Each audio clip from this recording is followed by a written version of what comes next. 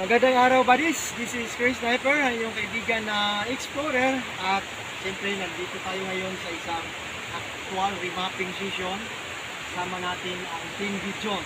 Bansay Team Gijon! Bansay! Ito yung mga tropa natin na mga mababait. No? So, sila ang team na nag-review sa atin para masorti ang area. Ang kanilang private area. No? Kasi dapat buddies pag magpa-remap ay nakapribado ang area, no? Para walang problema sa mga kapitbahay, walang problema sa mga tinatawag natin na law of trespassing. Kasi pag i-enter ka ng lugar na hindi sa iyo, ang tao sa iyo ay trespasser ka na. Bawal yan. So, dapat area talaga na private, no? Na pagmamayari ng team. Ito nangyari ngayon sa Team Gijon na ang kanilang napakalaking area ay sinusurvey at riniremap natin. Bakit? Kasi may Japanese encampment dito nangyari. Diyan lang, no? Tarako. Diyan sa Sinangan. Diyan ang kampo ng Hapon. At ang lola ng team leader natin, isa pa sa mga POW ng mga Hapon. Alam nyo yun, prisoner of war. Kasi ang mga Pilipino dati ay dinadakip ng mga Hapon. Dinadakip? Tama ba yun? Dinadakot. Huli. Huli. Ha? Huli. Hinuhuli. Oh. Sisira kayo.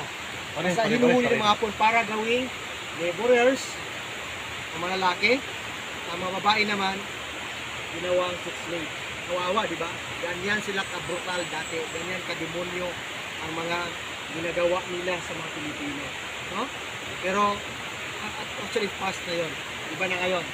Mga mababait na mga Hapon. Bansay sa mga Hapon! Bansay! Okay. So, ngayon, buddies, itong test digging natin yan. Pinupunteriya talaga natin diretso. So, palagi tayo naka 5 feet by 5 feet, no? Preparation sa timbering or adjustment sa digging, no? Kaya nag-trenching tayo para makita ang setup. Kasi kung may tatamaan tayo na medyo dihado, pwede tayo ka-atras, no? Or naka-move para ma-adjust. Okay. So ngayon nangyari, bakit hinuhukay natin to? Dahil sa elemental marker. Okay. Tingnan muna natin yan. Ito di black pan to. Ito tinatawag natin na Twin Rocks or double big boulder marker. Dalawa to. Isa, dalawa magkatabi. Double BBM. Okay. Ginagamit ito, ang pagitan niya for linearity. Mahiwa yan. Ayan, yan. May daanan yan. Patungo sa target. So, ito yung tinatawag natin na linearity for centering to the target. Ang base naman natin na elemental dito. Dito sa isang boulder. Ito, may pader to. Yan. Sa baba ng pader, may triangle. Ayan siya ba dito? Isa, dalawa, kasi sandali rin, tatlo. So, tingnan mo, naka-triangle yan. Okay? So, pakisukat, pader. 9, kabila. 9, ito siya. 7. So, 8, sorry. Okay. So, 9, 8. Okay. Ngayon, actually, ang triangle is triangulation of load. Kaya nga dito may load. May load din doon sa kabila. Saka may load sa taas. Kaya tingnan natin saan ang tatama ng tama. Ito siya, kung titingnan natin ang linearity nito, 50 degrees. Yan. 50 degrees siya, no? Yan. 50. Ito naman siya is 320 degrees. Ito, ang alignment niya. Ito siya ang sasapol sa 3 grams. Ito tinatawag natin na 360 degrees. Yan. Itong alignment na to. So, ibig sabihin, ito ang susundan natin na tinatawag natin na north-south alignment or 159 pattern. Dahil 9 siya, galing dito, sukat tayo ng 9 patungo sa dig site. Ito na, sundan natin. Yung anong tatamaan sa 9. Sampig lang sa bato siguro, brother. Okay. Isa na 9, okay? iigo sa bato. Okay. Yun ang sarado ng bibig. Good. Ngayon, ang tatamaan ng Nuibi bodies, may bato dito na naka-fix, na naka-wall type. Yan, ang hinukay natin naka-wall yan. Ibig sabihin, boundary. Boundary sa hukay, sa shot. So, huwag mo nang hukayin dyan, boundary na ngayon. Diyan lang tayo, hanggang dyan lang tayo. Okay. Pag dito naman tayo tatayo, yan. Nasa east side na to, sa west side naman doon. Okay. Itirahin muna natin. From south to north, may lock point siya dito na susukat ng size hanggang dyan. Diba? Sa center point pa rin ng item. Ibig sabihin nito, 9 plus 6 equals, children, 15. Yung tinatawag natin na 15 dimension linearity. So, dyan pa lang, sa 159 pattern, nakalock na ang isang boulder, nakalock din isang bato doon. Pag mawala yan ay may counter lock pa doon na isa, may 15 na tayo na linearity na sukat. Tapos sa tama sa Nuibi, dahil code 9 yan ang south, patungo doon sa item, dito naman sa lock point niya, size. So 15. Nasa gitna tayo ng Nuibi at size. Tapos may confirmation dito sa S side na kung mawawala man ito, ay mayroon pa dito ang bench marker. Bench, tinatawag kong bench kasi maupuan. Hindi being na maupuan siya. So pag dito ako kukumpas, ayan. East, west. No? Okay. Sa east, doon natin makikita napakalaking bato. Yan. Okay. Next mo kumaya. Sa west side, may metal element. Lock pa rin. Ito siya. Ang kandugo, no? Ito, metal. Parang heart lang siya, buddies. Ito. Malaki to, malaki. Mulupag. Okay. So, yan. Ngayon, kung titingnan yung perimeter nito, buddies, pinakural na ito ni Black Phantom, no? May pader na ito. May pader, may kural. May bakod. Oh, ito yung tinatawag na Pinas-Complinger moves. Mga ano lang to, mga kahoy lang dito, mga ipil-ipil. Ano? Pinatalian lang ng ano tawag dito? Straw. Yan. Safety na. Kasi minsan may mga tao na naliligo sa sapa para hindi makapasok. So for safety purposes. Ngayon ang nangyari buddy, sinukay na natin. Yan. Sumapol dyan. Yung isa na yan, flat yan. Yan. Na ano lang ng lupa. Flat yan na bato na makinis sa 3 feet. So dito naman, may pader siya patagilid. So adjust tayo na konti doon. Dito may lock. Ito galing to sa gitna. Itong malaking paa. Diyan may daanan yan. Pag magulan, makapasok ng tubig dyan. Mapinit sila yun. Diyan ang item natin na spot. Dito sa gilid na yan. Ngayon, napakaganda buddies dahil ang mga marker dito ay sobrang dami, no? Saka napakaganda. So, kung titingnan naman natin ang situation, madali lang sila magkuha ng mga marker during their backfilling kasi ang lapit na creek, yan, no? 30 feet. Sapa. Creek na. Oh, sapa, sorry. Sapa na. Yan, no? Buhay na sapa. Then, doon naman sa norte, no? North yan dyan. Dyan ang gorilla, malaking gorilla. Facing here. Pero pag doon ka tatayo sa harap niya, yun ang isang tinatawag natin na ulo ng agila. May vlog, may specific vlog tayo dyan. Yung pag dito tayo, malaking mukha ng gorilla. Okay. Ngayon buddies, diretso na, hukay na tayo, di ba? So nakita nyo na, fire element, lock sa norte, no? Wood element, lock naman sa metal. Diyan ang tinatawag natin na cross intersection sa gitna. So, kaya naglabasan ang lahat ng marker na to. Ang barrier nito, boulder. Dahil ang daming bato. Alam natin, pag mabato ang area, sure ball na. Maraming malaking bato na tinatambak nila. Na binabaon para maging barrier. Harang.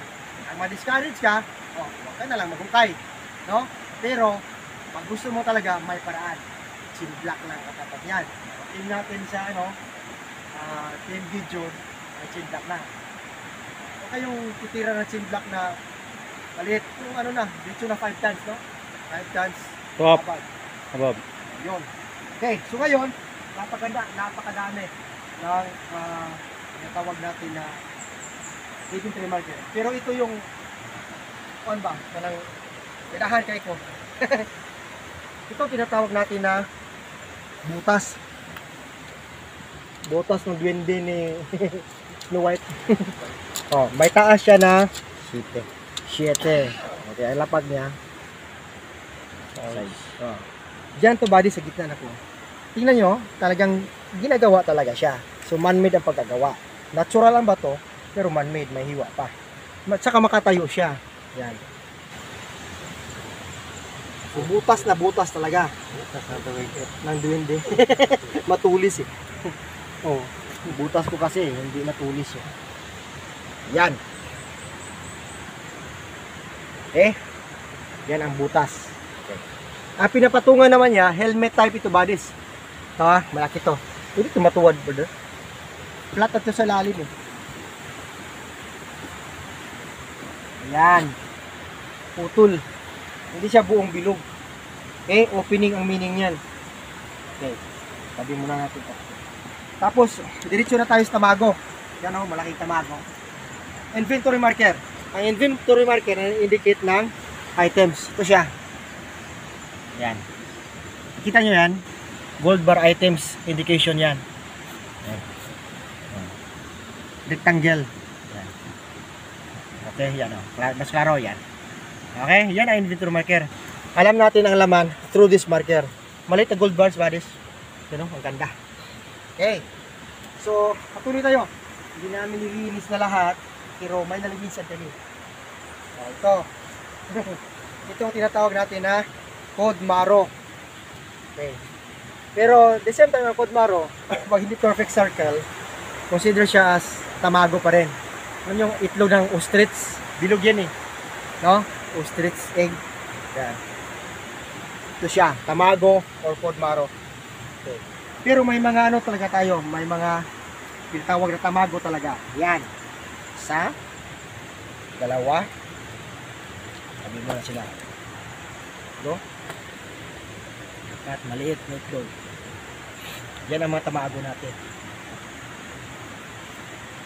Half moon. Box type marker. Maliit lang.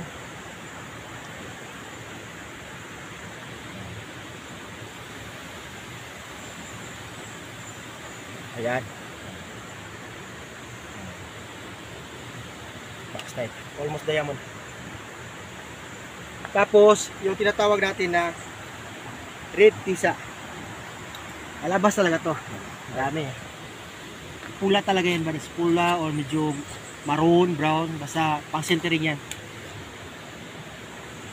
Tapos, heart. Heart na maliit. Okay. Ito. Kokoro. Kokoro marker.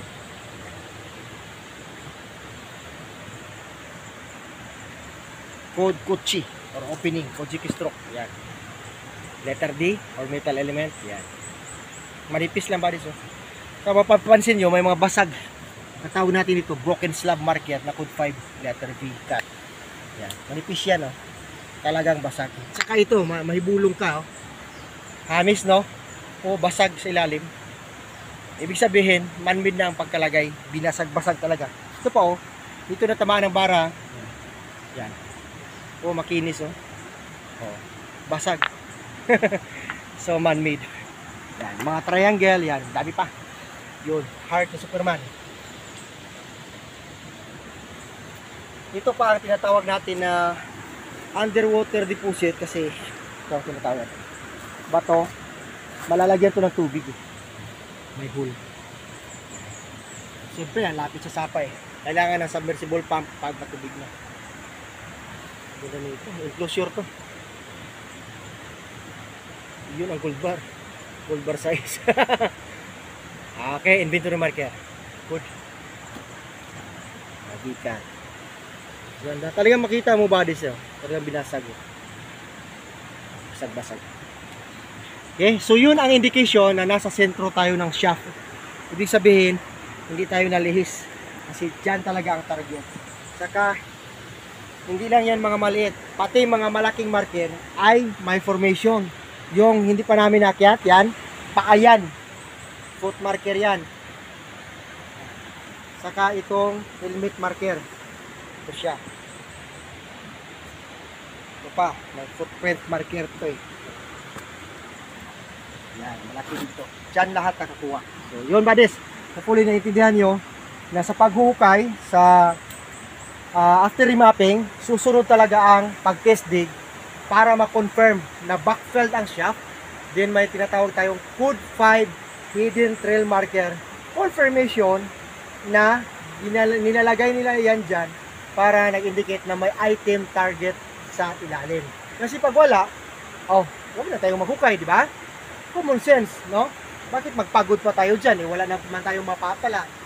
Pero pag na-trace na natin through remapping, test digging, gagamit tayo ng mga gadget o kahit anong detector, may problema yan, pang checking. So yun na, confirmation. Pag makita natin yun ang blackest mga boulder, huwag kayo mo-discourage. May paraan yan. Madali lang yan. Chain block, then lahat. Magagawa. Ma-pull out talaga yan. Pag walang chain block, iba-blasting natin yan. Tingnan natin kung hindi ma-full boost na. C4? Okay. So yun buddies, thank you for watching. And balik tayo sa team natin. No? Pansinin nyo ha, importante ito na may mga may mga fins tayo sa area natin. Okay. So yun ang sapa dyan, buddies. Marami pa kami tinitingnan, no? Yan. Okay. So, ito ang tropa natin. Asan na yung butas?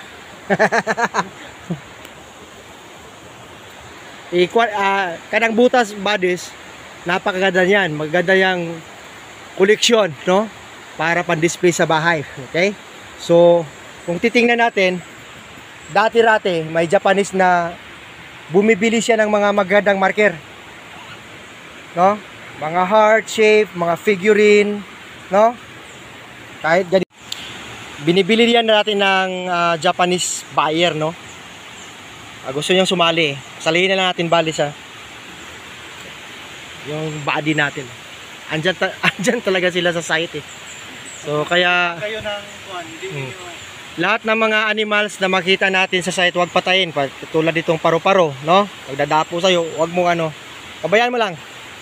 Okay? So, ganito ba sa yung ulitin ko, minsan nga binibili ito eh. Parang lugod lang pero binibili ng mga Japanese basta marker. Pero ang target pala noon para matrace ang site mo saan. Kaya wag na yon. Wag na kayong magbaligya sa mga Japanese. Okay, so yun buddies na. Itong tropa natin ngayon, kasama ni Black Phantom ang Team Gideon na hinahawakan na talaga ang butas na may sukat na sheet eh. Diyan tayo buddies, yung sukat-sukat na yan. Importante yan. Akala nyo walang importansya? Sa 7 feet, galing dyan sa butas, may importanteng coordinate markers na makita. No? Hindi natin sasabihin na items. Pero pag items, arigato gozaimasu. Thank you Lord. No? So, pero pag pag coordinate marker pa, trail lang siya, na tingnan mo naman sa ilalim ang tinatawag natin na numeric code na magsasabi gaano kalalim mga items. Importante yan. Kaya pagbutas, alam natin yan. Hindi yan travel palayo ha. Travel downward yan. Kasi may kasamang mga tamago. So, tamago na eh. Nest na eh. Initlugan na. Lalayo ka pa. Andyan na eh. Andyan na ang treasure. Okay? So, thank you so much. Sana naintindihan nyo. At yun na, no? Yung kaibigan natin, isali natin. Gusto niya eh. Gusto niya sumali talaga. So, bansay to our friend. Okay, once again, this is Chris Sniper. At maraming salamat sa lahat ng mga viewers, no? At maraming salamat sa accommodation ng ating team dito sa Camiguin Island. Napakaganda ng lugar, no?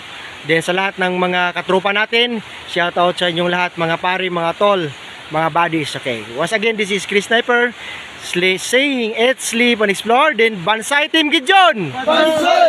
Bansay! Bansay!